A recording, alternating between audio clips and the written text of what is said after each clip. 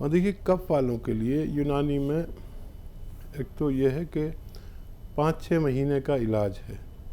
किसी को जल्दी फ़ायदा हो जाए तब भी 5 महीने करना है, और देर में हो तब भी। तो उसके लिए उन्नाब, सपिस्तान, अलसी 100-100 ग्राम लेकर इसमें 20 ग्राम पीपलें मिलाएं और पाउडर बना के 1-1 चम्मच सुबह शाम गर्म पानी से लेना बेहतर है। और इसके लिए एक माजून भी है, माजून आर केयर। माजून आर केयर आप सुबह शाम इसी तरह लेने से भी फ़ायदा मुमकिन है। ऐसे ही हकीम साहब के तजर्बे का फ़ायदा उठाने के लिए हमारे चैनल हकीम सुलेमान खान को सब्सक्राइब करें और बेल बटन को दबाना ना भूलें, ताकि हकीम साहब के घरेलू नुस्खों से ज़्यादा आप फ़ायदा उठा सकें।